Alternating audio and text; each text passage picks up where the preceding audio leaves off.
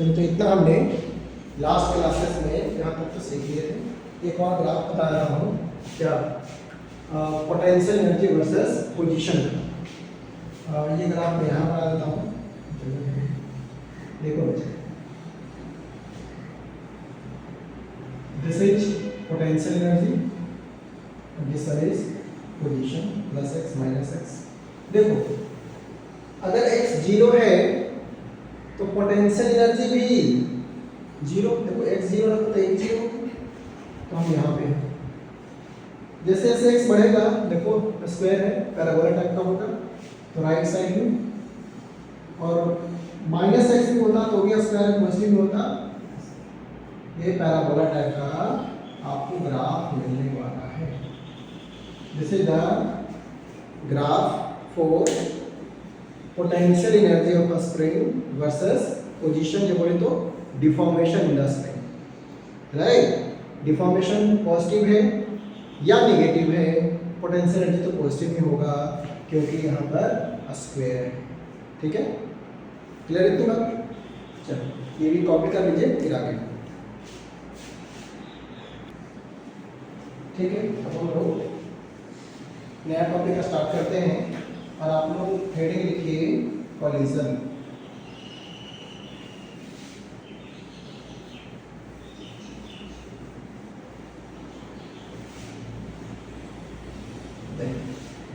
हम लोग स्टार्ट करने जा रहे हैं कॉलिजन। इसको मिटाएं।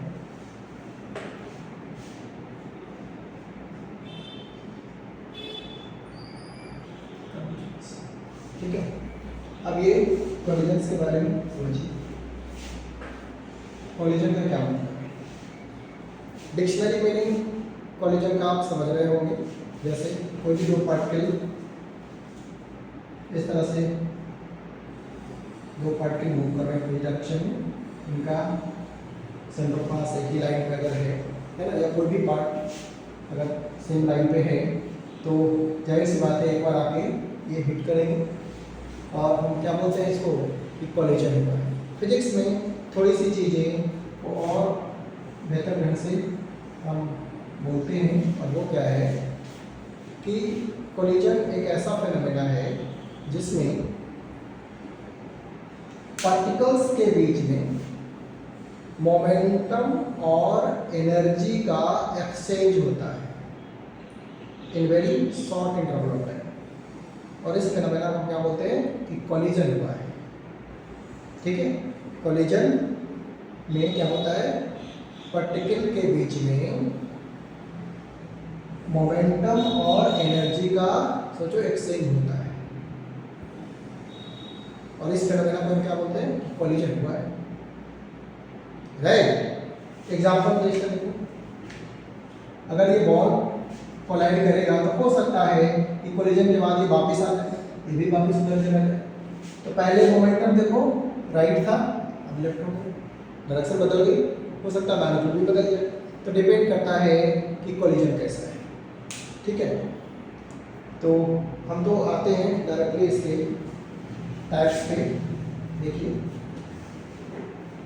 हम लोग कॉलिजन को इस तरह से क्लासिफाई कर रहे हैं, elastic collision, elastic collision,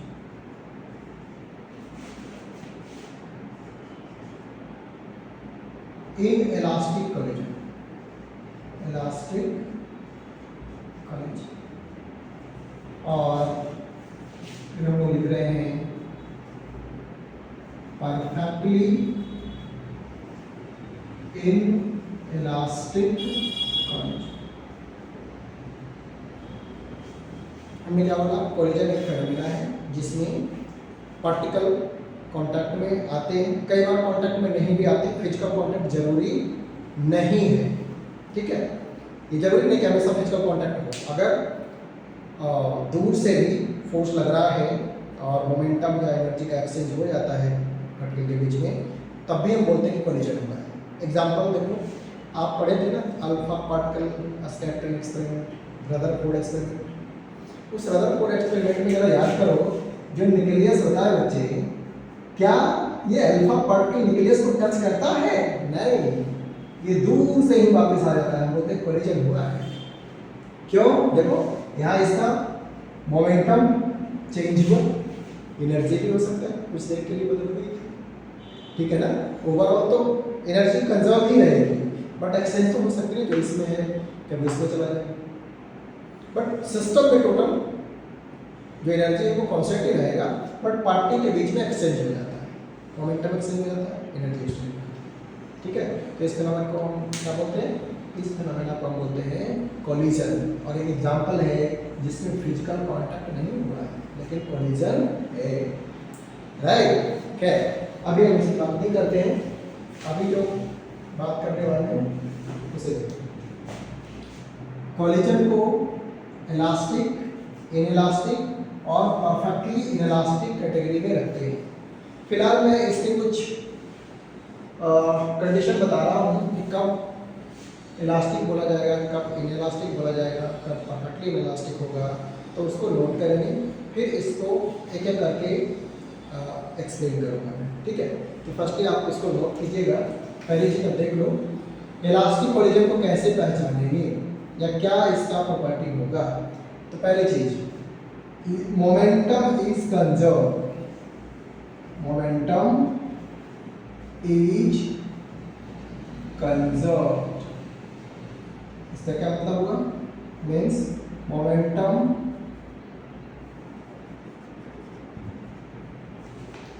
of particles before collision is equal to momentum of particles after collision. Means P initial is equal to P final. P initial का मीनिंग है कोलिजन से पहले का मोमेंटम और P फाइनल का meaning है collision के बाद का। सोचो कोलिजन में दो पार्टिकल इन्वॉल्व हुआ, तो इन दोनों पार्टिकल का मोमेंटम कोलिजन से पहले और कोलिजन के बाद ओवरऑल क्या रहेंगे? सेम रहेंगे, ठीक है। दूसरी चीज kinetic energy is conserve, kinetic energy is conserve means kinetic energy initial is equal to kinetic energy final, ठीक है। तीसरी चीज है बच्चे कोएफिशिएंट of restitution is 1। अब कुछ कोएफिशिएंट ऑफ रेस्टिट्यूशन क्या होता है? मैं ऐसे लेता हूँ E is equal to 1, ठीक है, E से डिनोट करते हैं इसको, राइट। E होता है, इसको बोलते हैं कोएफिशिएंट ऑफ रेस्टिट्यूशन, और यह वेलोसिटी ऑफ सेपरेशन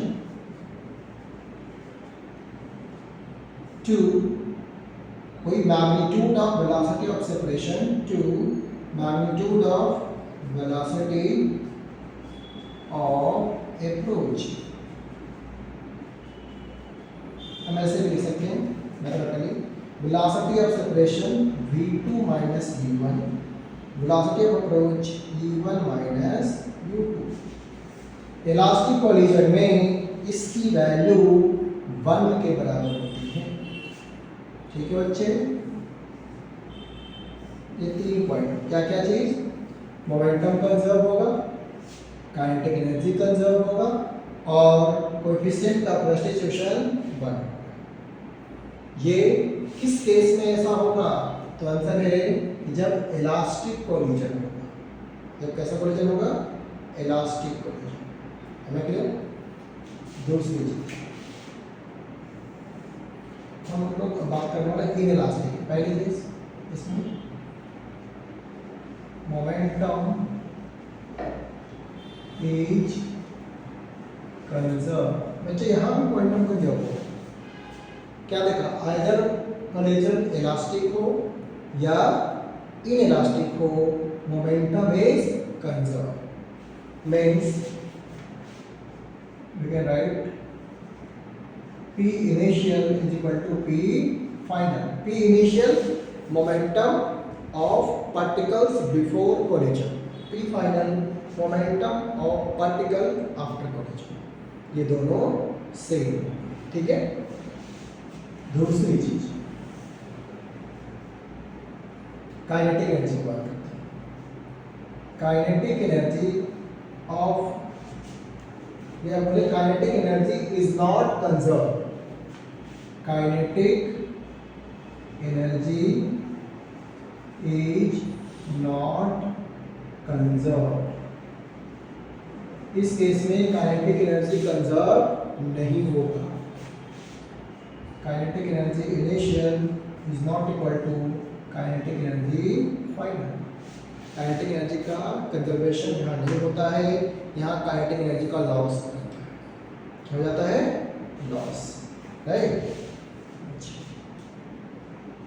तीसरी चीज coefficient of restitution, coefficient of restitution is less than 1।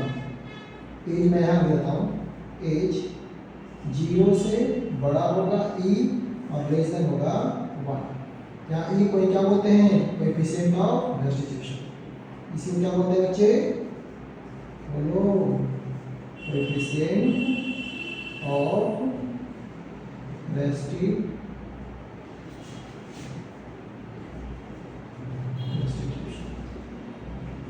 और ये क्या होगा, 0 से बड़ा लेकिन 1 से छोटा होगा, ठीक है बच्चे। तीसरी चीज होगी, और इसी वैसे ई हमने अभी सीखा v2 माइनस v1 अपॉन, बोलो, u1 माइनस u2 होता है e, और इस बार e की value greater than 0 and less than 1 होगा। कब, in the case of inelastic collision. आगे तो हम लोग बात कर रहे हैं परफेक्टली इनइलास्टिक किसको बोलते हैं। पहली चीज, इसमें भी क्या होगा, momentum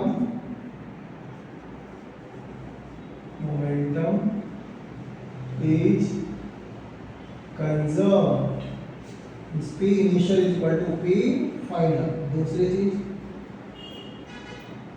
kinetic energy is not conserved, that is loss of kinetic energy। मैं लिख देता हूँ, kinetic energy is not conserved, loss of kinetic energy, loss of kinetic energy is equal to kinetic energy initial minus kinetic energy final। ठीक है, समझ गए। तीसरी चीज गेस करो,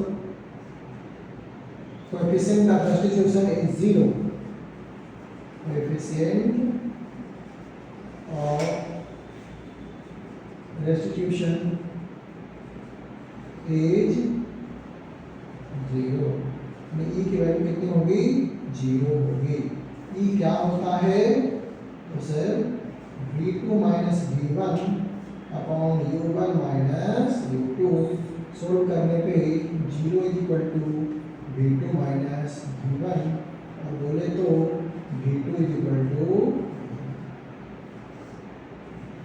ठीक है। परफेक्टली इनइलास्टिक उसको बोलते हैं जिसमें कॉलिजन के बाद जो पार्टिकल्स थे वो एक दूसरे के साथ स्टिक हो चुके हैं, चिपक गए हैं, अब वो साथ साथ चलेंगे, सेपरेट हो ही नहीं रहे हैं। तो रिलेटिव वेलोसिटी ऑफ सेपरेशन कितना होगा, 0, दोनों साथ साथ चलेंगे। तो ऐसे वाले कॉलिजन को बोलते हैं परफेक्टली इनइलास्टिक कॉलिजन। अब एक एक करके हम इसके डिटेल पे भी आएंगे, पहले तो इसको कॉपी कर लो और फिर सीखेंगे इलास्टिक कॉलिजन। कैसे मोमेंटम ऑफ एनर्जी का जब एक्सचेंज होगा तो किस पार्टिकल के पास कितना मोमेंटम होगा वो हम कैसे निकालेंगे, कितनी एनर्जी होगी वो कैसे निकालेंगे, कोलिजन के पहले कोलिजन के बाद, तो वो अभी मैथमेटिकल पोर्शन अभी डील करेंगे। फिलहाल इसको एक बार कॉपी करें, ठीक है।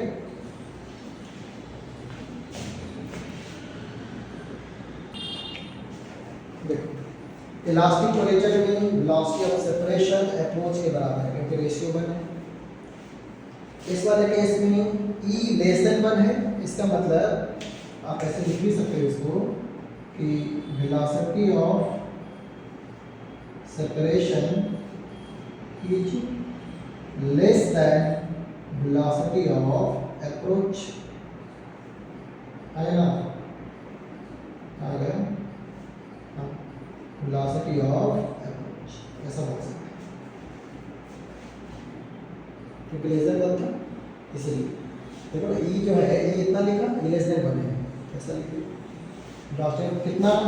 अब देखो ये हो गया E is equal to U1 minus U2 is equal to V2 minus V1, क्योंकि E की वैल्यू लेस देन 1 है इसीलिए जो अप्रोच होगा ये लेस देन 1 है, समझ रहे। तो जो वेलोसिटी ऑफ सेपरेशन है यही मल्टीप्लाई होगा इससे, ठीक है, वो कम होगा अप्रोच से, ठीक है। अब हम लोग बात करते हैं आगे। देखो वन डायमेंशनल, क्या लिखेगा, वन डायमेंशनल इलास्टिक कोलिजन, लिखिए one dimensional elastic collision, one dimensional elastic collision. इस वन डायमेंशन को हम लोग हेड ऑन कोलिजन भी बोलते हैं।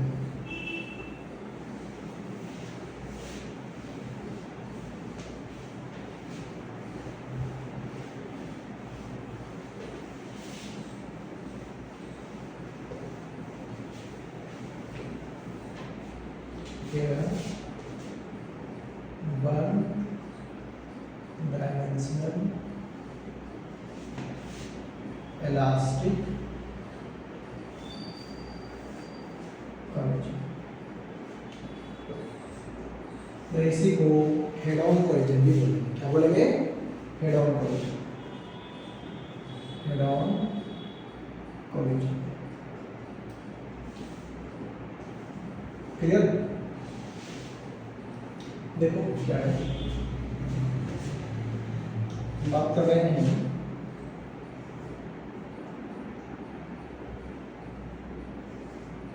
पहले समझ रहे कि वन डायमेंशनल कोलिजन किसको बोलेंगे।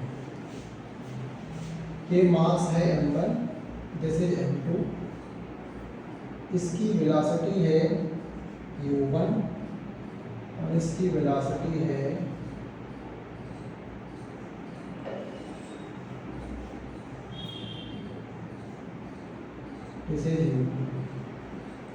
बच्चे। इनका जो सेंटर है,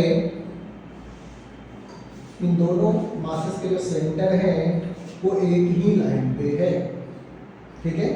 और कोलिजन के बाद भी ये के जो सेंटर है वो एक ही लाइन पे रहते हैं। देखो अभी मैं बोल रहा हूँ कि बच्चे U1 is greater than U2, U1 is greater than U2 and their center lie on the same line. It means M1 hits M2, M1 will hit M2, ऐसा होगा ना, ये तो जरूरी है। क्यों, क्योंकि एक ही लाइन पे है और U1 का मैग्नीट्यूड ज़्यादा है U2 से। एक टाइम आएगा जो M1 वाला पार्टिकल M2 को हिट कर देगा। चलो मैं मानता हूँ कुछ यहाँ पर गया,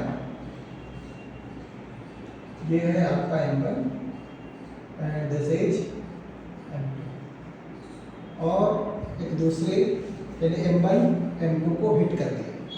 हिट करने के बाद क्या होगा, ये रहा तुम्हारा M1, इसकी जो वेलोसिटी हो गई ये है V1, ये रहा तुम्हारा M2 और इसकी जो वेलोसिटी है ये रहा V2। देखो कोलिजन से पहले और कोलिजन के बाद इनका जो सेंटर है वो एक ही लाइन पे लाई कर रहा है, इसीलिए हम इसका नाम रखे हैं वन डायमेंशनल कोलिजन। मीन्स इनका सेंटर ऑफ मास का डायमेंशन जो मोशन है वो वन डी मोशन है, इसीलिए नाम है क्या, वन डायमेंशनल कोलिजन। क्लियर है? अब हम लोग, मैं लिख देता हूँ, ये सिचुएशन किसका है, बिफोर कोलिजन,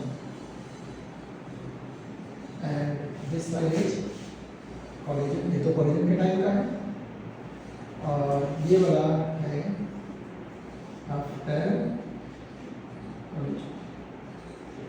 क्लियर है? Before collision, collision and after collision.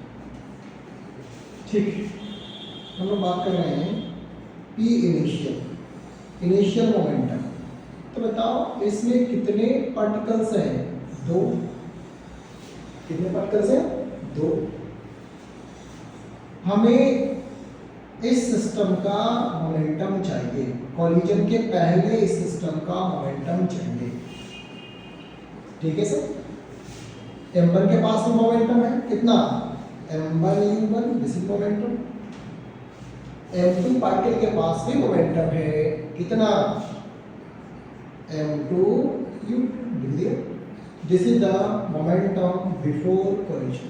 है क्लियर बच्चे? आफ्टर कोलिजन क्या होगा, हाँ सर इसके बाद भी इनके पास मोमेंटम है कितना, p final m1 v1 plus m2 v2। हमने कोलिजन के बारे में स्टार्टिंग में सीखे थे, one dimensional collision, sorry elastic collision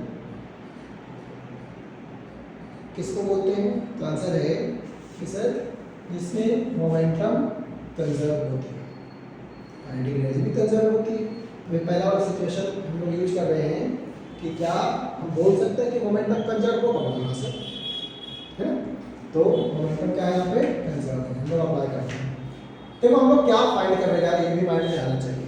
अभी फिलहाल हम लोग फाइंड करने जा रहे हैं, हमें ये प्रूव करना है, ये क्वेश्चन आता है, ये प्रूव करना है कि वन डायमेंशनल इलास्टिक कोलिजन में कोएफिशिएंट ऑफ रेस्टिट्यूशन 1 होती है, हमने लिखवाए थे।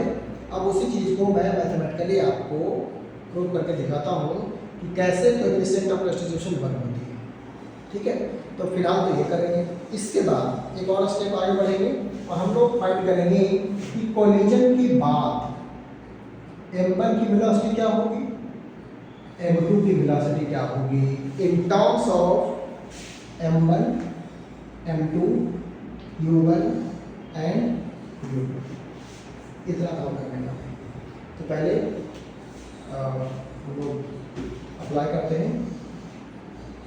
पी फाइनल कितना लिखेंगे बच्चे, m1 v1 plus m2 v2। मैं लिख रहा हूँ अप्लाइंग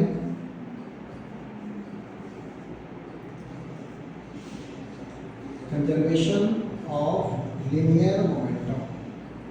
क्या लिखेंगे, p initial is equal to p final होगा।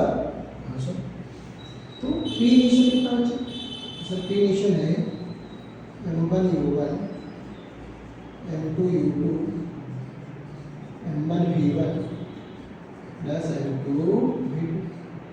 m1 को कॉमन ले लो, u1 माइनस v1, m2 को कॉमन ले लो, v2 माइनस, इसको लिखते हैं इक्वेशन 1। अब और आगे हम लोग अप्लाई करने जा रहे हैं। मैं इसको मिटा दूँ, आप लिखो या नहीं, पहले इसको नोट कर लो, फिर कुछ चीज़ को रफ कर लो। नोट कर लो, अरे तो लिख लो क्या,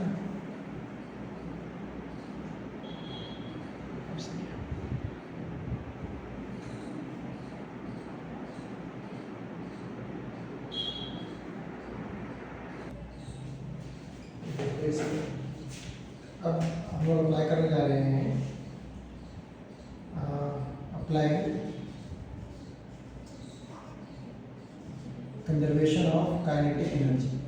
देखो बच्चे, conservation of kinetic energy, kinetic energy initial, kinetic energy point initial कितना, half m1 u1 square half m2 u2 square, collision के बाद हाफ m1 v1 का square plus half m2 v2 का स्क्वायर, हाफ सब में है ना, m1 को बाहर आने दो, u1 स्क्वायर इधर ले आओ माइनस v1 स्क्वायर, m2 बाहर आने दो, v2 square minus u2 square, ये बात ट्रू है।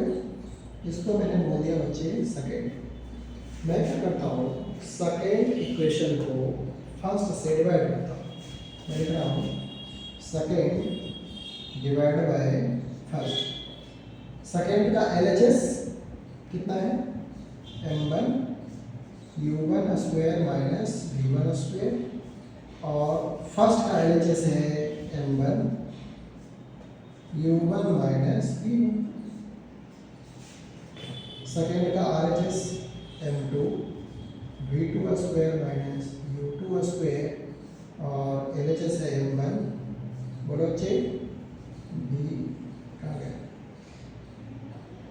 v2 माइनस u, कुछ चीज़ें कैंसिल हो जाएगी है ना, कैसे, m1 से m1, m2 से ये क्या लीजिए m2 ना, cancel, a square minus b square क्या होता है, a minus B into A plus B, minus वाला कैंसिल, क्या बचेगा, फाइनली आपको मिलने वाला है यहाँ वो u1 plus v1 is equal to v2 plus u2। ठीक है, अब यहाँ देखो u1 minus u2 is equal to v2 minus v1। मैं ऐसा लिख दूँ 1 into u1 minus u2 is equal to v2 minus v1। ये क्या है, वेलोसिटी ऑफ सेपरेशन, और ये क्या है, velocity of approach. Relative velocity जिससे पास आ रहा है, रिलेटिव वेलोसिटी जिससे सेपरेट हो रहा है, दूर जा रहा है। ये हो गया velocity of separation and this is the velocity of approach. 1 is equal to लिख सकते हैं बच्चे v2 minus v1 upon u1 minus u2, है ना। और अभी हमने कॉन्सेप्ट पढ़े थे कि velocity of separation to velocity of approach is equal coefficient of restitution e। है क्लियर, यहाँ पर कोएफिशिएंट ऑफ रेस्टिट्यूशन कितना होगा बच्चे, बोलेंगे 1। प्रूफ हो गया ना, इसी को तो बोलते हैं कोएफिशिएंट ऑफ रेस्टिट्यूशन, और ये कितना आ गया है 1। तो यही तो हम लोगों ने स्टार्टिंग में लिखे थे कि इलास्टिक और रीजन में e की वैल्यू 1 होती है, और आपको दिख भी गया। ये मेरा प्रूफ करना था, ये मुझे भी प्रूफ करना था, और ये मुझे मिल चुका है। अब और क्या चीज़ है, अभी कुछ चीज़ें मैं ना डायरेक्टली लिख देता हूँ, थोड़ा सा टाइम की कमी है, नेक्स्ट डे मैं उसको एक्सप्लेन कर दूँगा। क्या चीज़ कि कोलिजन के बाद मेरे से पूछा जाता कि m1 की वेलोसिटी क्या होगी, यानी v1 क्या होगी और v2 क्या होगी, निकालने का तरीका तुम सीख लो। अब करके लाना, क्या करना है आपको बच्चे, जैसे मैं बोला हूँ यहाँ से मैं v2 की वैल्यू निकालता हूँ, v2 कितना होगा, या v1 निकालो, कोई एक निकालो, चलो v1 निकालते हैं। v1 कितना होगा v2 प्लस u2 और माइनस u1। ये दिख रहा है मतलब क्लियर, ठीक है, v2 plus u2 minus u1, ठीक है। तो ये आ गया v1। आपको क्या करना है, इस v1 की वैल्यू इस पर हम पुट कर दो, पहला इक्वेशन, तो v2 निकल आएगा, फिर v2 की वैल्यू पुट कर दोगे तो v1 निकल आएगा। ठीक है, पहले हमने क्या किया, v1 की वैल्यू पुट करने क्या निकल गया v2।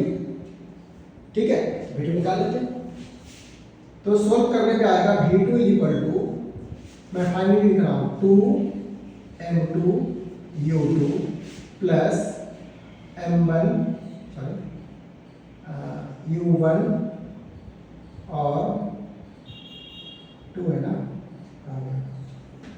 u1 और हो जाएगा m2 माइनस m1, ठीक है, और नीचे आ जाएगा m1 प्लस m2, ऐसा कुछ आता है, ठीक है। v2 2m2 u2 प्लस, क्या ऐसा करो ना, पता नहीं सोल्व करना पड़ेगा, आप ऐसा करना, इसको एक बार सोल्व करके देखना क्या आता है। v1 की वैल्यू और v2 की वैल्यू निकालना। v1 को आप पुट करोगे, एक में करके निकालो, एक में ले लेता हूँ थोड़ी सी। जैसे हम करना क्या, इस v1 की वैल्यू को आप यहाँ पुट करो, मैं लिखता हूँ जैसे m1 ब्रैकेट ओपन कर दो, u1 माइनस v1 कितना था, v2 और प्लस u2 माइनस u1, ऐसा कुछ यहाँ तक मिलेगा। देखो m1 u1 minus v1, v1 की वैल्यू ये वाली पूरी वैल्यू मैंने वहाँ पुट कर दी, इक्वल टू m2 और क्या है v2 माइनस u1, यही है ना, बोलो, ठीक है। अब और आगे देखो, अब इसको हम लोग ऐसा लिखते हैं m1 u1 minus v2 minus u2 plus u1 और ठीक है m2 v2 minus m2 u2, clear हो गया। अब यहाँ से m1, देखो बच्चे u1 और u1 2u1 तो 2u1 और minus m1 v2 minus m1 u2 is equal to m2 v2 minus m2 u2, ठीक है। अब मुझे चाहिए क्या, मुझे चाहिए यहाँ से v2, ठीक है, तो 2m1 u1 और minus m1 u2 plus m2 u2, ठीक है, 2 आता है, ठीक है, और m2 v2 plus m1 v2, देखो 2m1 u1 प्लस u2 कर दो तो m2 माइनस m1, ठीक है, इज इक्वल टू, देखो 2m1 u1 और यहाँ से u2 को बाहर कर दिया m2 माइनस m1 और यहाँ से v2 को कॉमन निकाल लिया तो m2 प्लस m1, कुल मिला के आपके पास आंसर आया 2m1 u1 plus u2 m2 minus m1 whole divide by m2 plus m1 is equal to v2, ठीक है। और अब मैं लिखूंगा सिमिलरली